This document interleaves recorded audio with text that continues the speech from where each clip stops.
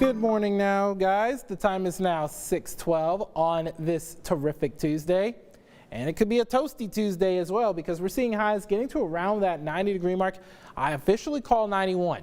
Now, this breaks a record that's set back in 1967 as well as 1936. So the previous record of 90 was actually a tie that was set in 1967 of the 1936 record.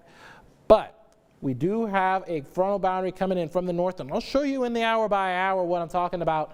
And we're going to be seeing temperatures dropping to those mid-70s for Wednesday through Friday. Sunny skies still, but those winds are going to pick up as well coming out of the north and instead of out of the south, and that's why we're bringing in that cooler air. Wind shift and become more southerly as we head into Saturday and Sunday. Now Sunday, later on in the day, Sunday according to model data, that's when we have the better chances of some of those thunderstorms with mostly cloudy skies. I've pegged this at a 30% chance so far, but it could increase. It also could decrease because we do have this pretty much 5 days out, so things can change during that period. However, what I can tell you is that we didn't get as much in terms of those thunderstorms as what we expected for last night. And a lot of it had to do with capping inversion.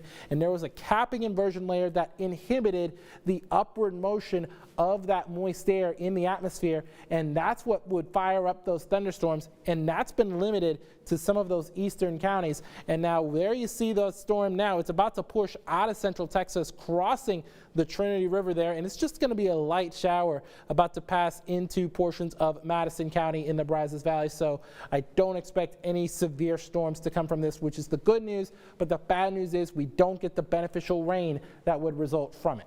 We are cloudy right now. Temperatures are hovering around those upper 60s, calm winds, but the winds are going to shift and become southwesterly with that continental tropical warm air mass that's coming in from northern Mexico, and that's what's going to warm us up quite nicely. We're already in those lower 70s in the Brazos Valley and upper 60s along and south the US 190 in central Texas.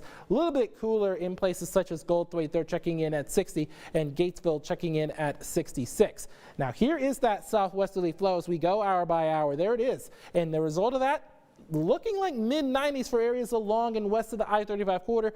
I don't think we get that quite warm in Waco or Temple. I do think we get to the lower 90s, but I don't think we get to those mid-90s. We do have that southwesterly wind bringing in that dry air that does help the atmosphere warm quicker than if it were a more moist atmosphere. Now here is that front I'm talking about, and that strong wind behind it, and that's going to be making its way through during the day on Wednesday, and then through Thursday and Friday. That's when we're going to be in those mid-70s and have those stronger winds. But the seasonal average is 76, and yeah, well above average, and would be above our record, which is set at 90 back in 1967, and a 9 on the Jordan meter as a result. Chris?